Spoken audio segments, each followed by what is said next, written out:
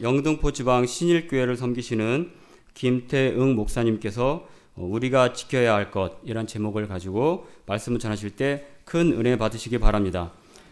나오실 때 오른손을 들고 할렐루야를 환영하겠습니다.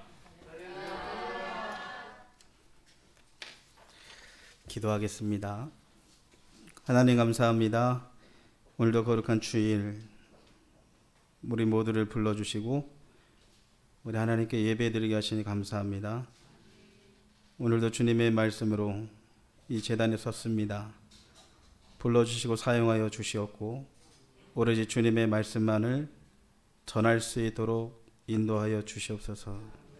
우리 모두가 하나님의 은혜를 갈급하며 오늘 주신 은혜를 사모하고 나왔사오니 나온 사람들마다 4만원 심령마다 그냥 가지 않고 오늘 주시는 하나님의 말씀을 통해 은혜 받는 시간 될 수 있도록 인도하여 주시되 성령으로 충만케 하시고 성령의 능력과 역사가 나타나는 귀한 시간 될 수 있도록 인도하여 주시옵소서.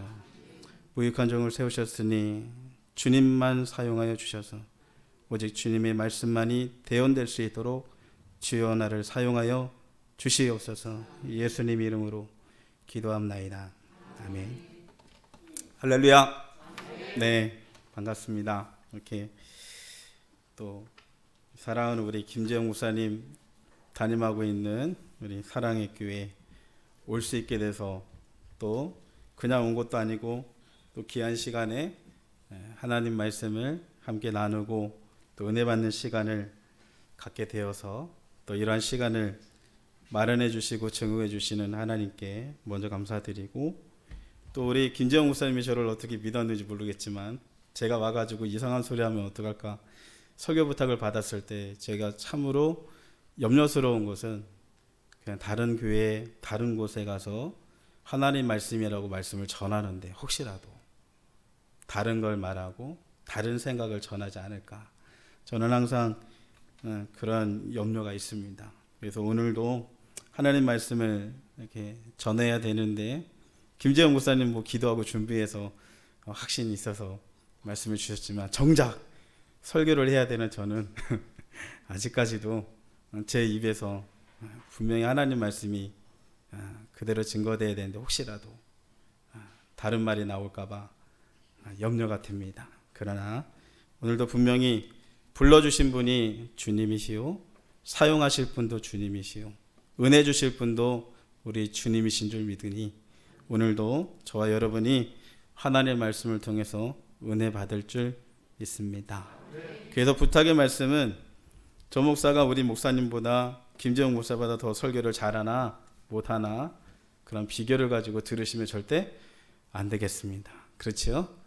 예, 저는 그냥 왔다 가는 사람이고 평생을 여러분과 함께 하실 목사님 우리 김재용 목사님 정말 귀하고 또 열심으로 누구보다도 성도들을 사랑하고 교회 부흥을 위해서 노심초사하면서 만날 때마다 어떻게 하면 교회가 부흥될 수 있을까 어떻게 하면 성도들이 은혜 받을 수 있을까 하나님의 말씀 따라 살아갈 수 있을까를 늘 고민하는 귀한 목사님 그 목사님과 함께 여러분들이 함께 있으니 또한 감사한 일이고 축복받은 일인 줄로 저는 생각이 듭니다. 여러분들도 그렇게 생각이 드시죠? 네. 자, 오늘 하나님의 말씀 우리가 잠언서에 있는 말씀 4장 23절 한 절에 있는 말씀을 본문으로 삼아서 우리가 지켜야 할 것이라는 제목으로 말씀을 나눕니다. 우리가 지켜야 될 것. 성경에 보면은 항상 우리에게 지켜야 된다라는 것들이 많이 있어요. 그 중에서도 우리 하나님이 우리 성도들을 바라볼 때 예수 믿는 사람들을 바라볼 때 사람들은 외모를 보지만 하나님은 그 사람의 중심, 그 사람의 마음, 그 사람의 생각이 어떤지를 보신다고 분명히 성경에 나와 있습니다. 그만큼 하나님은 마음을 중요하게 여기신다는 거예요. 그런데 오늘 말씀을 보니까 그 마음을 지키라고 하는데 지킨다라는 것은 뭡니까? 반대로 생각해 보면 누군가가 그것을 빼앗아 가는 자가 있다는 겁니다. 빼앗아 가는 자가 있기 때문에 지키라는 거죠. 빼앗는 자가 없으면 지킬 이유가 전혀 없어요. 왜? 도난당하지 않으니까, 마음이 변하지 않으니까. 내가 원래 품었던 마음 그대로 가져갈 수 있지만 누군가가 내가 품었던 처음 마음을 빼앗아 간다는 거죠. 하나님을 향한 내 마음을 빼앗아 가고, 예수님을 향한 내 사랑을 빼앗아 가고, 정말로 내가 신앙생활을 잘해야지 그 신앙생활의 결단을 누군가가 훔쳐가요. 여러분들 벌써 우리가 2020년이 벌써 얼마만큼 지났습니까? 벌써 6월달 거의 마지막 분을 가고 있습니다. 연초만 하더라도 우리가 매년 생각하고 결단하는 것들이 있잖아요. 어떻게 하면 내가 신앙생활을 잘해볼까? 어떻게 하면 내가 하나님을 기쁘시게 할까? 어떻게 하면 내가 주 안에서 정말로 예수님 말씀 따라 살아갈 수 있을까? 작년보다는 어제보다는 더 나은 신앙생활을 해야지. 그러나 어느 틈엔가 내 자신을 돌아보면 벌써 그 결단과 그 마음이 사라지고 없어요. 그리고 언제나 똑같이 어제나 작년이나 똑같은 내 모습을 발견하게 됩니다. 그렇죠? 처음 먹었던 마음이 상실됐어요. 누군가가 빼앗아 갔다는 거죠. 빼앗는 자가 있기 때문에 지키라는 겁니다. 그러면 누가 빼앗아 갑니까? 뒤에 말씀을 드리겠지만 우리의 대적이 분명히 있습니다. 우리의 대적이 누굽니까? 성도들에게 있어서 분명한 대적이 누굽니까? 그렇죠? 우리의 영적인 대적이 분명합니다. 마귀 사단이요. 항상 이 마귀 사단은 우리에게서 무엇을 뺏어갑니까? 하나님을 향한 믿음을 빼앗아가고, 예수님을 향한 사랑을 빼앗아가고, 성령의 인도를 받아야 되는데 그러한 인도를 받고 도움을 받아야 되는 그런 마음들을 사단이 어느 틈인가 우리 가운데에서 와서 빼앗아가요. 그래서 성경은 우리에게 분명한 것은 뭐냐? 이러한 영적인 우리의 대적이 분명하기 때문에 우리의 마음을 지키라고 하는 거예요. 근데 왜 우리의 마음을 지켜야 됩니까? 왜 빼앗기면 안 됩니까? 그 뒤에 또 중요한 말씀이 나오죠. 생명의 근원이 여기에서 나옵니다. 내 마음이 어떠한지에 따라서 분명한 구원의 역사가 내게 주신 예수님의 흘린 그 피로 보혈로 주신 내 구원의 역사, 그렇죠? 구원받은 나의 그 구원받은 그 자격이 여러분들 상실될 수 있다라고 생각이 드시나요? 아니면 한번 구원받았으니까 내가 어떠한 죄를 지었든지 내가 어떠한 삶을 살아가든지 나는 구원받을 수 있어라고 생각합니까? 예수를 나의 구주로 고백하는 그 순간 우리는 구원받았어요. 내 죄를 사하고 예수님이 죽으셨다. 그리고 다시 살아나셔서 우리에게 영원한 생명을 주신 나의 구세주다라는 사실을 믿을 때 우리는 구원받았습니다. 그러나 그 구원받은 것이 내가 지금 어떠한 생각을 품고 내가 지금 어떠한 행동을 하며 살아가느냐와는 전혀 상관없이 그것이 지속될 수 있을까? 그것을 우리는 분명하게 생각하고 분명하게 깨달아야 됩니다. 성경을 보면 한번 구원받았으면 영원히 구원받았다. 네가 어떤 삶을 살았는지 상관없이 너는 구원받았다. 이런 말이 없잖아요. 우리가 특별한 예로 바울 사도 같은 경우는 어떻습니까? 사도 바울. 언제나 늘 자기 자신이 구원받은 것을 확증하면서, 그리고 내가 구원받은, 내가 복음을 전하다가 다른 사람들은 구원시켰는데 혹시라도 내가 잘못돼서 구원에서 멀어질까 봐 항상 노심초사하는 사람이 누굽니까? 사도 바울이었어요. 그러니까 뭡니까? 예수를 믿어서 구원받은 그것은 참으로 감사하나 그것을 어떻게 해요? 지켜나가는 것이 중요하다는 겁니다. 지켜나갈 때 중요한 것이 뭡니까? 내 마음을 지켜나가는 것이죠. 왜? 마음에서, 생각에서 우리의 뭐가 나옵니까? 말이 나오고 우리의 행동이 나오지 않습니까? 그러니까 지킬 만한 것 중에 마음을 지키라. 왜? 너의 생명. 우리의 생명이 뭡니까? 영원한 하나님 나라에서의 영원한 생명을 가리키는 거죠. 하나님 나라에서의 영원한 삶이 보장이 된다는 거예요. 그러나 그것이 상실될 때, 하나님을 향한 예수에 대한 그 믿음이 상실될 때, 잠올 때는 그 무엇입니까? 그것이 생명에서 지워진다는 거죠. 빼앗긴다는 겁니다. 우리가 창세기를 보면 아담과 하와의 이야기가 나오죠. 우리가 너무나도 잘 아는 이야기입니다. 아담과 하와. 아담과 하와를 하나님이 만들고 창조하신 다음에 하나님께서 그들에게 복을 주시고, 그리고 딱 한 가지만 절제를 시켰죠. 금지 명령을 주셨습니다. 그 한 가지가 뭔지 아시죠? 동산 중앙에 있는 선악을 알게 하는 나무 열매를 먹지 말아라. 그 한 가지만 주셨어요. 금지 명령. 이것은 하지 말라. 다른 것은 다 돼. 이것만은 하지 말라. 그 명령을 받고 나서 세월이 지났겠죠. 그 다음에 누가 나타납니까? 어느 날 갑자기 사단이 뱀의 형상으로 먼저 하와에게 나타납니다. 왜 나타납니까? 그들을 속여서 유혹해서 하나님이 먹지 말라 한 그 나무, 선악을 알게 하는 나무 실과를 먹게 해서 어떻게? 그것이 하나님 보시기에 죄가 되고, 그리고 그것이 죄로 말미암아 그들의 영혼을 완전히 파멸시키기 위해서 찾아왔다는 거예요. 그래서 솔직히 성경을 보니까 정말로 마귀가 와가지고 하와를 유혹합니다. 근데 하와를 유혹할 때 여러분들 딱 보시면 어떠한 말로 하와를 유혹하느냐. 여기서 우리가 분명히 알아야 될 것은 이 하와를 유혹한 마귀가 오늘도 저와 여러분을 동일하게 유혹한다는 거예요. 그러면 어떻게 유혹을 하느냐? 선악을 알게 하는 나무 실과를 먹지 말라 하더냐, 하나님이 뭐라고 하시더냐라고 얘기하니까 이 하와가 뭐라고 합니까? 하나님이 그 동산에 있는 선악을 알게 하는 나무를 먹지 말라 하시더라. 왜? 먹으면 죽을까 하노라.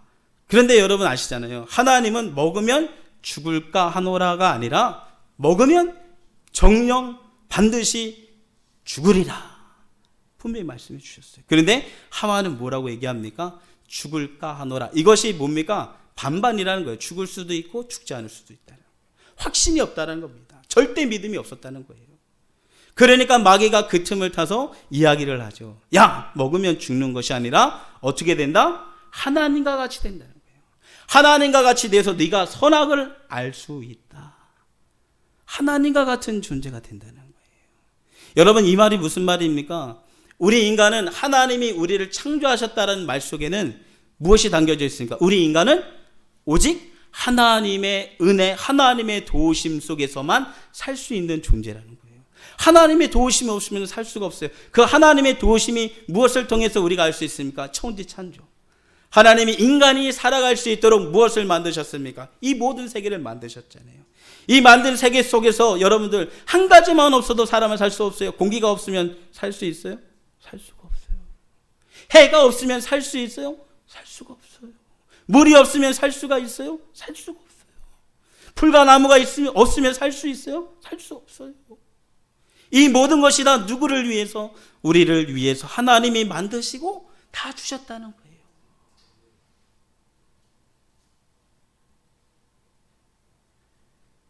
그런데 뭡니까? 그렇게 하나님의 은혜, 하나님의 도우심이 오시는 살아갈 수 없는 존재로 만들었는데 너희가 하나님과 같이 된다라는 그 말의 뜻은 뭡니까? 하나님의 도움 없이도 너희는 살 수 있다는 거예요. 하나님의 도움 없이도, 하나님의 은혜 없이도 너희가 살 수 있다. 네가 하나님처럼 되어서, 네가 하나님 마냥 네가 선악을 알고 너희가 정말 뭔가 옳고 그름을 알고 네가 원하는 대로 행할 수 있다. 이렇게 하나님의 도움보다는 네가 원하는 대로 살 수 있다. 이런 걸 주는 거예요. 그랬더니 뭡니까? 이 하와가 그 말을 듣고서는 뭐예요? 정말 그런가 보다. 야, 하나님이 우리에게 말씀하셨을 때는 죽는다고 했더니 그 죽는다는 말이 거짓말이었구나. 야, 하나님 너무하네. 그죠? 이렇게 좋은데, 이렇게 내가 더 좋은, 더 높은 존재로, 하나님과 같은 존재로 내가 될 수 있는데 하나님이 그것을 나한테 막으신 건가? 하나님의 말보다는 누구 말이 더 들려지는 겁니까? 마귀의 말이 더 믿어지고, 마귀의 말이 더 진리 같고, 마귀의 말을 들으니까 더 내가 좋아질 것 같다. 그러니까 뭡니까? 선악을 알게 하는 나무 실과를 보니까 하와의 눈에, 야, 탐스럽고 먹음직스럽고 정말로 내가 하나님과 같은 존재가 될 듯한 그러한 아주 귀한 열매로 보이는 거죠. 그러니까 뭡니까? 따먹잖아요. 바로 주저함이 없어요. 따먹습니다.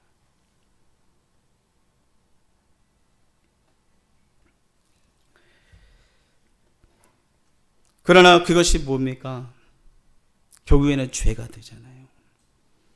하나님의 말씀을 믿지 않는 죄, 하나님의 말씀을 순종하지 않는 죄가 돼요. 결과적으로는 그 죄 때문에 뭐가 들어옵니까? 우리 인류에게 사망이 들어옵니다. 육신의 죽음뿐만 아니라 영혼의 죽음이 들어왔다는 거잖아요. 내 영혼이 죽었다. 죽음이 무슨 표현입니까? 성경은 내 죽음, 영혼의 죽음을 어디로 표현합니까? 지옥으로 표현하잖아요. 영원한 둘째 사망이다. 영원한 지옥, 마귀, 사단, 그를 따르는 그 존재들, 수많은 존재들을 가둬버리는 그 어마어마한 지옥에 인간이 들어가게 됐다는 거죠. 뭐 때문에? 죄 때문에. 그 죄는 어디서 왔습니까? 마귀의 유혹에, 마귀의 거짓에, 마귀의 속임수에 빠져버린 인간을 통해서 왔잖아요.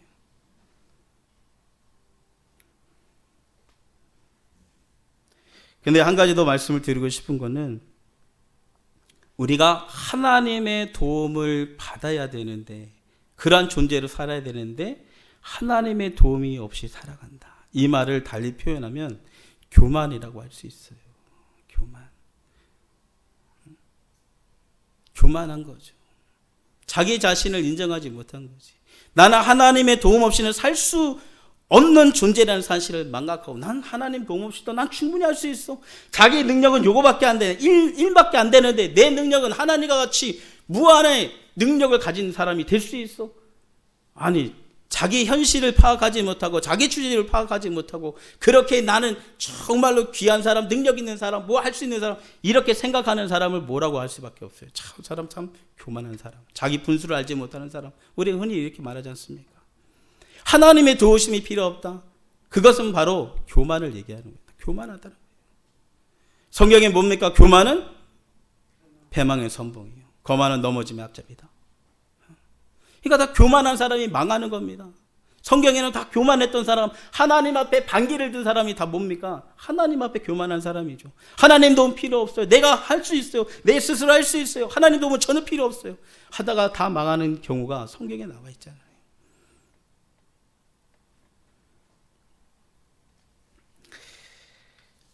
우리는 말씀을 통해서 하나님의 도움 없이는 살 수 없다는 사실을 다시 한번 깨닫고, 하나님 앞에 교만한 자가 아니라 하나님 앞에 언제나 늘 하나님의 도움과 하나님의 은혜를 갈급하고, 그래서 그 하나님의 도움과 은혜가 늘 충만한 그런 삶을 살아갈 수 있는 저와 여러분 되어주시기를 축원합니다. 그래서인지 몰라도 아까 찬양을 하는데 참 너무나도 은혜가 됐어요. 바라고 원하고 기도합니다. 정말 하나님 도움 없이는 살 수 없어요. 그런데 여러분, 하나님의 은혜로 살 수 없다? 분명하지만 우리의 삶 속에서 이런 게 있어요.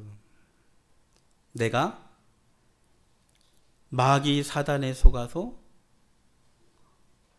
넘어가는 증거들이 분명히 나타나는데, 그 증거가 무엇을 통해서 내가 분명히 확인할 수 있느냐?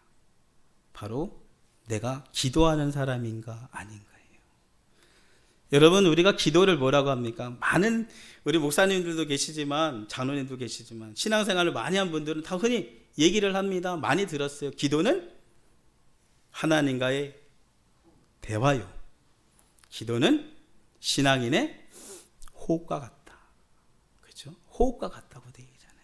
그러면 호흡이 멈추면 사람은 죽잖아요. 그럼 달리 말하면 뭡니까? 호흡이 멈추면, 영적인 호흡, 기도가 멈추면 우리가 죽는다는 겁니다. 육신은 살았으나 영은 죽은 자가 되는 거죠. 그런데 그 증거가 기도하느냐 기도하지 않느냐로 나타나고 있음에도 불구하고 우리는 그것을 인정하지 않습니다. 여전히 나는 예수 믿는 사람이요, 여전히 나는 하나님의 은혜를 갈급하는 사람이다라고 얘기를 해요. 왜? 찬양할 때 그렇게 하니까. 왜? 사람들에게 얘기할 때 그렇게 하니까. 하나님 은혜 없이는 살 수 없지요. 하나님의 도우심 없이는 살 수 없죠. 라고 이야기는 하나, 진짜 실제로 그의 삶을 통해서 정말로 이 사람이, 이 성도가, 이 목사가 하나님의 은혜를 사모하는 자냐, 하나님 없이 살아갈 수 있는 없다고, 하나님의 은혜 없이는 살아갈 수 없다고 그렇게 정말로 애절하게 붙들고 살아가는 자냐. 보면은 뭡니까? 정말로 그가 삶 속에서 얼마나 하나님 앞에 기도하고 있는 거죠. 왜? 기도를 통해서 우리 주님이 뭐라고 얘기합니까? 기도를 통해서 하나님의 응답을 받을 수 있고, 기도를 통해서만이 하나님의 도움을 받을 수 있고, 기도를 통해서만이 문제 해결이 있다라고 분명히 얘기하잖아요. 그래서 우리가 마태복음, 잘 아는 말씀 중에 마태복음 7장 7절에 뭐가 있습니까? 구하라, 찾으라, 두드리라 이거예요. 구하면 주실 것이요, 찾으면 찾을 것이요, 두드리면 열릴 것이니라.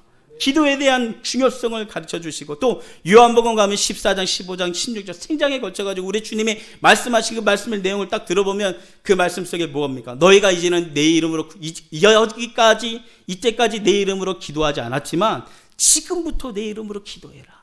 내 이름으로 구하면 내가 시행하리라. 내 이름으로 구하는 것을 하나님 아버지께서 내 이름으로 주실 것이다.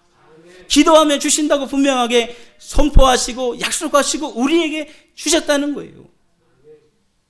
왜? 기도 없이는 우리가 아무것도 할 수 없기 때문에. 그래서 여러분, 우리 주님께서 또 기도문 중에, 제자들에게 가르쳐 주신 기도문 중에 뭐가 있습니까? 주기도문 있잖아요. 우리가, 그죠? 우리에게 일용할 양식을 주옵소서.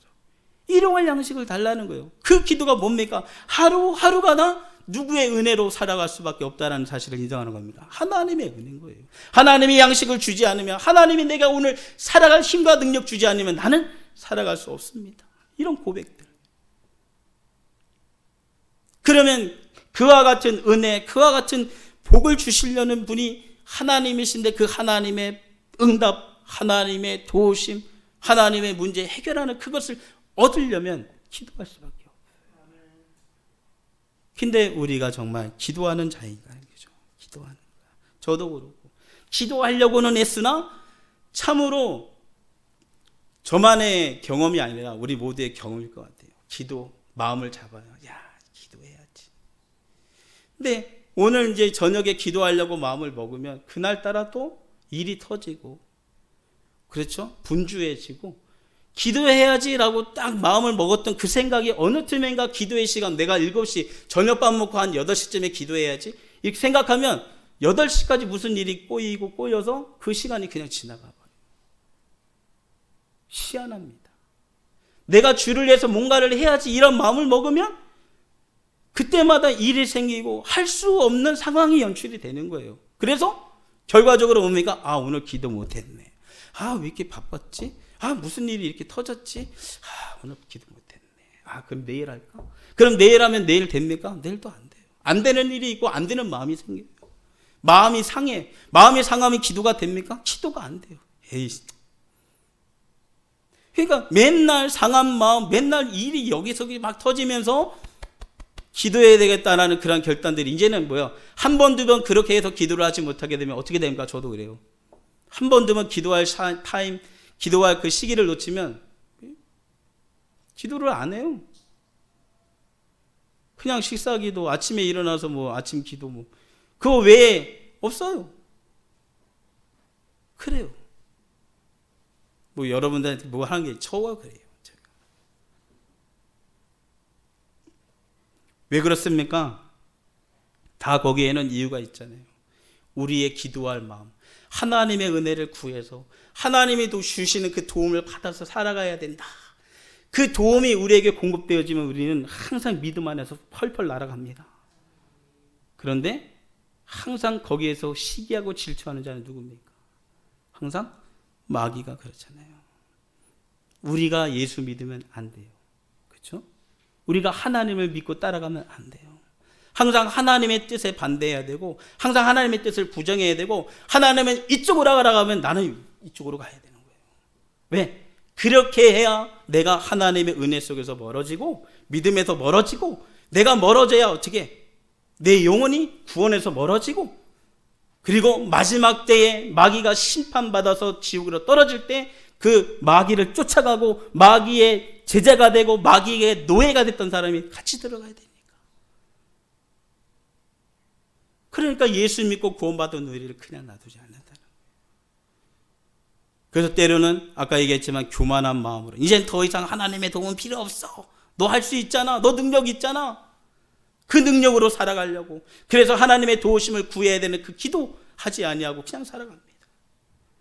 때로는 돈을 유혹해서, 돈으로 우리를 유혹해서 신앙보다는 돈이지, 믿음이 우리에게 밥 먹여주나, 기도가 우리에게 밥을 먹여주나. 그러니까 믿음 생활, 신앙 생활이 해이해지고, 때로는 세상 근심, 걱정, 염려가 우리에게 몰아닥치면서 세상 속에서 살아가다가 힘들고 어려운 그 지친 마음으로 살다가 결국에는 뭡니까? 의지할 마음도 없어지는 거예요. 야, 내가 예수 믿었는데 이렇게 힘드냐? 하나님 믿었는데 이렇게 힘드냐? 내가 몇십 년을 믿었는데 왜 이러냐? 내 인생 왜 이러냐? 예수 믿으면 우리 가족들이 구원받고 예수 믿으면 우리 아이들이 정말로 성공하고 탄탄대로를 거둘 것 같이 그렇게 얘기를 듣고 그렇게 나도 바래왔는데 예수 믿으니까 하나도 되는 일이 없네. 그러면서 뭡니까? 우리의 마음속에서 믿음이 사라지고 적당히 믿지 이제 뭐 적당히 저기 보니까 저 장로님도 저기 보니까 저 목사님도 저기 보니까 저 오래된 30년 40년 믿은 권사님도 저러는데 뭐 이렇게 해서 자기의 믿음을 하나님이 정해놓으신 절대 기준에 맞추지 못하고 성경이라는 기준에 맞추지 못하고 누구에게 맞춰갑니까? 사람에게 그냥 맞춰가는 거예요. 저 사람도 저런데 내가 뭐 어때? 그러면 여러분 그것이 마지막 날에 가서 어떻게 될 것인가? 그걸 생각해 봐야죠. 성경은 우리의 삶에 있어서 뭐죠? 절대 기준이죠. 성경이 우리의 기준입니다. 목사가 기준이 아니에요. 저도 목사지만 저는 이렇게 얘기해요. 목사가 기준이 아니에요. 그렇다고 장로님이 기준이 아니에요. 30년 40년 신앙생활 해왔다는 권사님도 기준이 아니에요. 우리의 기준이 뭡니까? 하나님 말씀이에요. 왜? 하나님 말씀이 진리니까. 그렇죠? 언제 사람이 진리라고 성경에 얘기했습니까? 성경은 그렇게 얘기하지 않았어요. 우리의 마음은 항상 변해요. 그리고 지금 이렇게 말씀을 드리는 이유가 뭐냐면 나는 정말 신앙생활 난 예수님을 잘 믿고 난 정말로 예수님을 잘 따르고 있어. 그런데도 그런 사람에게 누가 역사할 수 있느냐? 마귀가 역사한다는 거예요. 여러분 아담과 하와는 누가 만들었어요? 하나님이 직접 최초의 하나님의 작품이에요. 그런데 최초의 사람에게 누가 왔어요? 마귀가 와서 그를 유혹하더라는 거예요. 가룟 유다가 여러분 왜 예수님을 팔았습니까? 예수님의 제자였잖아요. 예수님의 제자였어요. 기적을 봤어요. 이적을 봤어요. 예수님과 3년 반 동안 동고동락하면서 예수님의 말씀을 들었어요. 누구보다도 예수님을 잘 알아요. 그런데도 그가 누구를 팔아요? 예수님을 판다라. 요한복음 13장 2절을 한번 찾아서 읽어봅니다.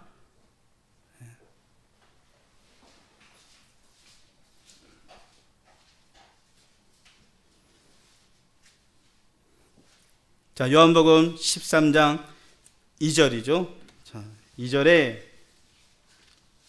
무슨 말씀이 기록되어 있는가 한번 같이 읽어보도록 하겠습니다. 시작. 마귀가 벌써 시몬의 아들 가룟 유다의 마음에 예수를 팔려는 생각을 넣었다. 가룟 유다의 마음에 누가? 사단이 마귀가 뭘 넣어요? 예수를 팔 생각을 넣었다는 거예요. 예수님의 제자도 마귀의 공격에 그냥 넘어가는 겁니다. 예수를 팔 생각을 넣었다는 거예요.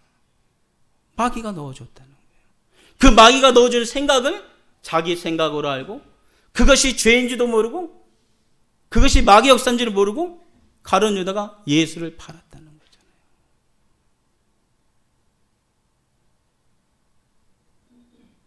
이런 분명히 마귀가 생각을 넣었다는 말씀이 또 하나 나오는데 우리가 사도행전 5장을 한번 볼게요. 여러분들 잘 아는 그 성경 속에 나와 있는 이야기, 아나니아와 삽비라 이야기. 자기 전 재산을 팔아서 사도들 앞에 이것이 나의 전 재산이요 라고 바쳤는데 우리가 알잖아요. 전 재산을 바친 게 아니라 일부를 빼놓고 바치면서 이것이 나의 전 재산이요 바쳤단 말이에요. 전 재산이라고 바쳤는데 그때의 사도 베드로가 뭘 봅니까? 성령이 충만하니까 사람이 말하는 그 겉으로 나오는 말을 본 것이 아니라 그 사람 중심을 보게 되는 거예요. 중심을 보니까 뭐가 가득하더라? 우리 베드로의 말을 한번 볼까요? 사도행전 5장 3절을 봅니다. 베드로가 시작. 베드로가 가로되 아나니아에 어찌하여 사단이 내 마음에 가득하여 내가 성령을 속이고 땅값 얼마를 감추었느냐. 여기서도 분명히 땅값을 감추는 일에 대해서 누가 했다는 겁니까? 누가 그런 생각을 넣었다는 겁니까? 그렇잖아요. 이 사람들이 왜 전 재산을 팝니까? 그때의 초대교회 때의 사도들의 설교를 듣고 예수 믿은 사람들이 대부분이 다 뭡니까? 예수 믿고 은혜 받으니까 자기 재산을 다 팔아서 사도들에게 바쳐서 그 공동체 속에서 자기도 살고 싶은 거예요. 그러니까 은혜 받았다는 거야. 그죠? 은혜를 받았어요. 정말로 예수를 자신의 구주로 믿고 거듭났어요. 그러면서 자기가 가지고 있는 이 재산이 너무나도 저기한 거예요. 그러니까 가난한 사람, 우리 믿는 사람들 중에 가난한 사람이 있으니까 이런 사람들을 위해서 써야 되고 사도들이 복음을 위해서 써야 되니까 내 재산을 다 바쳐서 드려야겠다. 그러면서 재산을 팔아서 처분해서 얻은 돈을 가지고 다 드려야 되는데 다 드리려는 그 순간에 어떤 생각이 들어오는 겁니까? 야, 너 이거 다 바치면 너 어떻게 살려고 그래? 너 이거 지금 한순간 감정으로 이거 바쳐가지고 평생을 고생할 것이냐? 뭐 이러한 생각들. 어떻게 하려고 그래? 네 자녀들 어떻게 하려고 그래? 그러니까 뭡니까? 그런 생각이 들어오잖아요. 그러니까 자연스럽게 여러분들 생각해 보세요. 너무나도 자연스러운 거 아니겠어요? 저도 사람으로. 그렇지. 하나님께 드려도 이거 다 드리는 것보다 우리 자녀들이나 이런 걸 좀 생각해서 조금 남겨놓고 적당히 살 만큼만 양을 남겨놓고 나머지 전 재산 드린다고 하더라도 하나님이 이거 가지고 뭘 하겠는가. 그렇죠? 분명히 저도 그런 생각이 들어요. 이게 나쁘진 않아요. 인간적으로 볼 때 뭐 이게 나쁩니까? 자연스러운 거지. 자식을 위해서 나 자신 노후를 위해서 조금 남겨놓는 게 뭐가 이상합니까? 자연스럽지. 그런데 뭡니까? 그런 마음이 처음에는 그런 마음이 아니었다는 거죠. 은혜 받고서는 주신 마음, 하나님이 성령을 통해서 우리에게 감화 감동 주신 마음은 너의 재산을 팔고 같이 너의 재산을 다 들여서 하나님을 이 영광을 위해서 사용하라는 거잖아요. 그러면 그 마음을 받았기 때문에 재산을 처분한 거지. 그러면 처음 주신 그 마음대로 드렸어야 되는데 뭐요? 인간적인 생각이 들어와서 이거 좀 남겨놓고 드려야지. 이거 좀 남겨놓고 드려도 큰 돈이야. 어마어마한 돈이야. 생각할 수 있잖아요. 근데 하나님은 그것이 누가 준 마음이라고 성경은 얘기하는 겁니까? 사단이 준 마음이라는 거잖아요. 아무리 은혜를 받았어도 아무리 신앙의 경험이 풍부했어도 그 사람은 사단이 지나가는 자가 아니라 그런 사람들도 역시 뭡니까? 사단은 역사한다는 거예요. 예수님의 제자도 피해가지 못했어요. 아나니아 삽비라도 피해가지 못했어요. 그리고 최초의 인간 아담과 하와도 피해가지 못했어요. 처음부터 지금까지 사단은 예수를 믿는 사람이든 아니든 목사든 장로든 아니든 평신도든 가릴 것 없이 공격한다는 거예요. 우리의 마음을 빼앗아 간다는 거, 믿음에서 멀어지게 만든다는 거예요. 그러니 우리는 이 존재를 항상 두려워해야 돼요. 그리고 두려운 것은 진짜 두려운 것은 뭐냐면 내가 지금 생각하는 거, 내가 지금 말하고 내가 지금 행동하는 것이 내 생각에는 정말로 이거는 믿음에서 떠난 것이 아니고 정말로 난 믿음의 행동이라고 나는 얘기하고 나는 행동하는데 주님은 그렇지 않다라는 거예요. 우리가 마태복음 16장에 보면 이것만 말씀드리고 마칠게요. 16장에 보면 16장 16절에 이 베드로의 고백이 나오잖아요. 베드로의 신앙 고백. 너희들 사람들이 나를, 예수님 물어보잖아요. 사람들이 나를 뭐라 하느냐 했더니 누군 엘리야요 뭐 선지자요 뭐 얘기하다가 예수님께도 그러면 제자들 너희들 나를 누구라고 하느냐? 예수님 말씀하신다는 거죠. 그럴 때 베드로가 번뜩 나서가지고 얘기를 하잖아요. 주는 그리스도시요 살아계신 하나님의 아들이십니다. 얼마나 이 기가 막힌 고백이 나옵니까? 그러니까 우리 주님이 그 고백을 들으면서 얼마나 베드로를 칭찬하시고 축복을 해주셔요. 내가 이 믿음의 고백 위에 내 교회를 세우고 너희 이 교회에서 기도하는 대로 천국 열쇠를 내게 주고 얼마나 우리 주님이 기뻐가지고 복을 엄청난 복을 막 주셨단 말이죠. 그러면서 우리 주님이 뭐라고 얘기하십니까? 그 이후로 보니까 이제 그때로부터 베드로의 신앙 고백 그때로부터 이제는 우리 주님이 뭘 가르쳐 주시느냐? 이전까지는 말씀 안 하시다가 그 후로부터 뭘 가르쳐 주시느냐? 이제부터는 내가 장로들과 뭐 제대장들과 뭐 바리새인들과 뭐 종교지들에게 붙잡혀서 고난을 당하고 채찍에 맞고 십자가에 달려 죽고 그리고 3일 만에 부활할 것이다. 예수님의 고난과 부활을 말씀해 주시는 거예요. 자, 이 얘기를 듣자 그 다음에 베드로의 태도가 나와요. 베드로가 뭐라고 얘기합니까? 예수님의 그 말씀을 듣자 베드로가 이렇게 얘기하죠. 마태복음 16장 22절에 주여 그리 마옵소서, 이 일이 결코 주에게 미치지 아니하리라. 예? 여러분, 이것이 제자로서 선생이요 스승이요 정말로 자기들이 사랑하는 사람을 위해서 할 수 있는 말 아니겠어요? 고난받았고 죽고 난 이제 죽으러 간다 막 이러니까 주변에서 생각하기에, 아니 내가 사랑하는, 내가 좋아하는 사람이 왜 고난을 받아야 돼? 왜 고통을 당해야 돼? 왜 죽어야 돼? 이런 생각 안 들겠어요? 들잖아요. 그렇죠? 대답을 안 하시면 당황해요. 그런 생각 들잖아요. 이게 당연한 거예요. 당연하니까, 아니 예수님 그런 말씀이 어떤 말씀입니까? 아니 왜 예수님이 왜 고난받고 왜 고통당하고 왜 죽습니까? 우리가 있는데 우리가 그렇게 두지 않을 겁니다. 내 좋아하고 사랑하는 예수님을 왜 고난받게 만듭니까? 결코 그러한 일은 주님한테 있을 수가 없습니다. 있게 하지 않을 겁니다. 우리가 막아낼 겁니다. 우리가 지킬 겁니다. 여러분 생각해 보세요. 얼마나 이 멋있는 말이에요. 인간적으로 얼마나 멋있습니까? 당연히 제자라면 그런 말을 해야죠. 그렇죠? 부모가 고통받겠다고 하는데 자녀가 그렇게 있을 수 없잖아요. 부모가 고통받는다는데 자녀가 어떻게 부모가 고통받는 것을 그만둡니까? 밖으로 말해서 자녀가 고통받으러, 부모를 위해서 고통받으러 간다 하는데 어느 부모가 자녀가 고통받는 것을 그냥 놔둡니까? 그럴 수가 없어요. 인지상정. 사람으로서는 도저히 그럴 수가 없는 거예요. 당연히 막아서는 것이 당연한 겁니다. 그게 막아섰어요. 주여 그리 마옵소서. 이러한 일이 결코 주님께는 일어나지 않을 겁니다. 베드로가 막아서는 겁니다. 그런데 주님께서 그 말씀을 들으셨을 때의 반응이 너무나도 놀라운 거예요.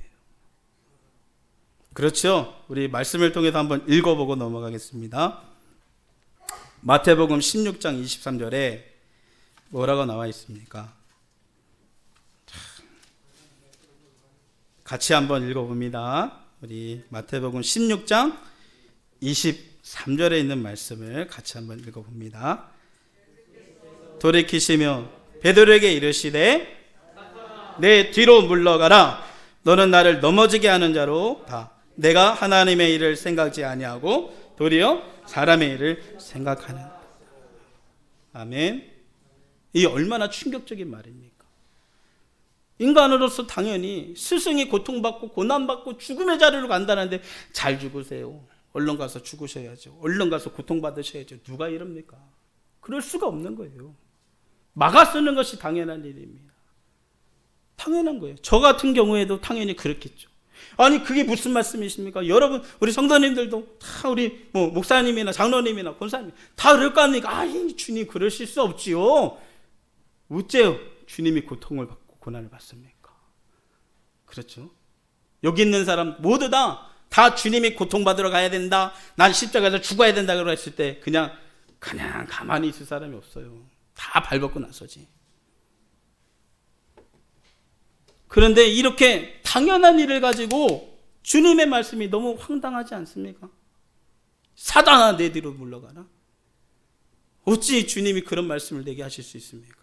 사단아 내 뒤로 물러가라. 내가 왜 사단입니까?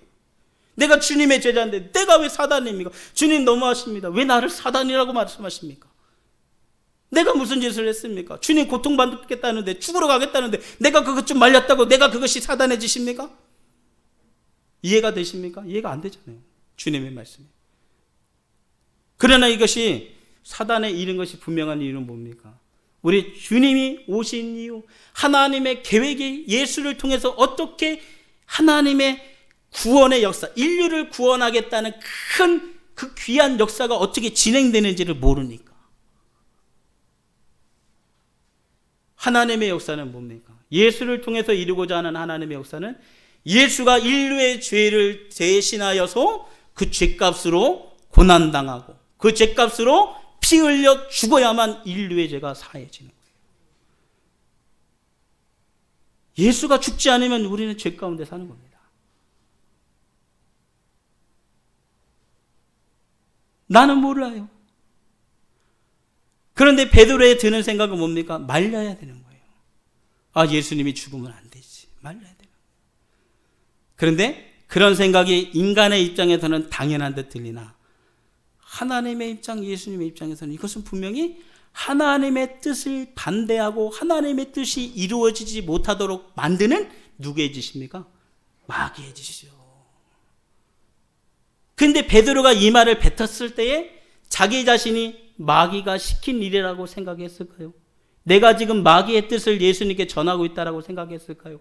생각을 하지 못하잖아요. 그죠? 인간적인 입장에서 당연히 안 되지. 그 예수님의 고난받고 죽으신다는 그 얘기 속에 인간적인 감정이 확 끌어올라와가지고 죽으면 안 되잖아요, 예수님. 어떻게 우리를 놔두고 죽으실 수 있어요? 그러니까 반대할 수밖에 없어요. 근데 그것이 뭡니까? 예수님을 위한 것처럼 우리에게는 보여지지만 실질적으로 그것이 예수를 위한 것이 아니고 예수님의 이 땅에 오신 목적을 부인하고 부정하고 하나님께서 예수 그리스도를 통해서 이루실 그 원대한 구원 역사를 회방하는 회방의 사단의 역사라는 거예요. 그러니까 이 이야기를 드리는 것이 얼마나 이 사단이, 그죠?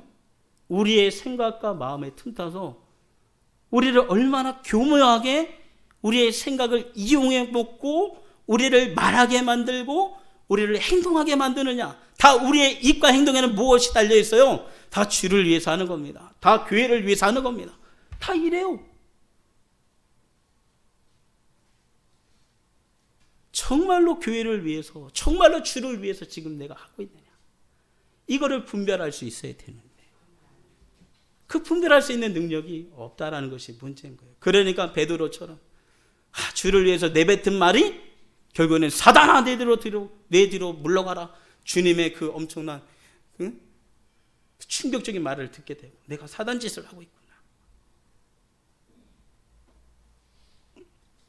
여러분 어떻게 하면 좋습니까? 이것이 우리의 현실이라는 것을 인정해야 돼요. 내가 아무리 직분이 높아도 내가 아무리 신앙생활을 오래 했어도 사단은 그렇게 교묘하게 속이는 겁니다. 그래서 이 속임수에 우리가 넘어가면 안 되고 이 하나님의 뜻에 반대되는 것에 우리가 넘어가면 안 되는데 솔직히 우리가 그것을 잘 모른다는 사실이에요. 그래서 우리 주님께서 마지막 우리에게 은혜로 알려주시는 말씀이 뭡니까? 바로 성령을 이야기해 주시는 거예요. 성령이 오셔야, 너희가 성령이 충만해야 뭘 할 수 있습니까? 성령은 진리의 영인 거예요. 진리의 영. 그렇죠? 요한복음 16장에 성령은 진리의 영이다. 옳고 분별이, 옳고 그런 것이 분별해지는 겁니다. 악한 생각, 선한 생각이 분명해지는 거예요. 하나님이 주신 생각과 마귀가 우리를 유혹하는 생각이 분명해지는 거예요. 무엇을 통해서? 성령을 통해서 말이에요. 그래서 우리 주님이 승천하기 직전에, 그 전에도 계속해서 이제는 뭘 강조합니까? 성령을 받아야 된다. 성령이 충만해야 된다. 그래야 진리의 영이 오셔야 너희가 내 말이 기억나고 내 말이 생각나고 내 말이 무슨 뜻인지 깨닫게 되고 내가 말한 그대로 살아갈 수 있고 내가 너에게 명령한 그대로 지켜 행할 수 있는 것이다. 그래서 우리가 성령 충만해야 되는 이유가 여기 있는 거예요. 그렇지 아니하고서는 살 수가 없어요. 로마서에 보니까 육신의 생각, 영의 생각이 나오지 않습니까? 육신의 생각은 사망이지만 성령의 생각은 뭡니까? 우리를 구원해 주는 거예요. 육신의 생각은 사망이. 하나님을 기쁘게 할 수 없고 하나님을 믿을 수도 없고 할 수도 없어요. 그러나 성령의 생각으로만이 우리가 살아갈 수 있다. 이 로마서 8장에 보시면 나와 있어요. 성령이 아니고서는 살 수가 없어요. 충만함이 아니고서는 살 수 없어요. 그러면 성령이 충만해야 되는데 그 충만한 방법이 뭡니까? 기도밖에 없잖아요. 하나님의 도우심을 구하는 기도밖에 없잖아요. 하나님의 도움 없으면 살 수 없어요. 예수님의 은혜 없이는 살 수 없어요. 성령의 인도하심이 없으면 살 수가 없어요. 그러니 오늘도 내게 성령으로 오셔서 충만하게 내 생각과 마음을 지켜 주옵소서. 기도할 수밖에 없는 거예요. 왜냐하면 기도해야 응답이 있고, 기도해야 문제 해결이 있고, 기도해야 주님의 도우심이 오는 겁니다. 내 이름으로 기도해라, 내가 시행하리라. 구하는 자에게 줄 것이요, 찾는 자가 찾을 것이요, 두드리는 자가 열릴 것이다. 그래서 여러분들의 마음이, 주를 향한 마음이, 하나님을 향한 그 믿음의 마음이 변질되지 않고, 그리고 마귀가 속이는 그 속임수에 넘어가지 않고, 교만하지 않고, 그 마음을 지키고 생각을 지켜서 하나님이 예수 그리스도의 피로 주신 그 생명을, 구원의 역사를 온전히 이루어갈 수 있는 저와 여러분 되어지시기를 주님의 이름으로 축원합니다. 기도하겠습니다. 살아계신 주님 감사합니다. 오늘 하나님의 말씀을 전했습니다. 우리가 지켜야 될 것은 우리의 마음 생각입니다. 정말로 주를 향한 생각, 주를 향한 마음, 정말로 신앙생활 제대로 하고 싶은 그 간절한 마음 우리 가운데 있습니다. 그러나 언제나 늘 그 마음 곁에는 또한 사단의 역사가 있습니다. 주여 불쌍히 여겨 주셔서 정말로 내게서 믿음에서 멀어지게 만들고 잘못 믿게 만드는 이 사단의 유혹과 방해 속에서 우리가 분명하게 깨닫고 이 사단의 괴계를 능히 이겨낼 수 있는 복된 성도들이 되어서 주님 주신 구원을 온전히 이뤄가는 귀한 성도들이 될 수 있도록 인도하여 주시옵소서. 주여 성령 충만하길 원합니다. 우리 마음속에 다시 한번 기도할 수 있는 마음을 주셔서 기도하여 성령 충만하여 정말 이 세상에서 정말로 죄가 많고 유혹이 많은 이 세상에서 자신을 지키고 구원을 이뤄가는 복된 성도들이 되도록 도와 주시옵소서.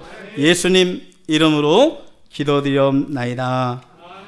아멘.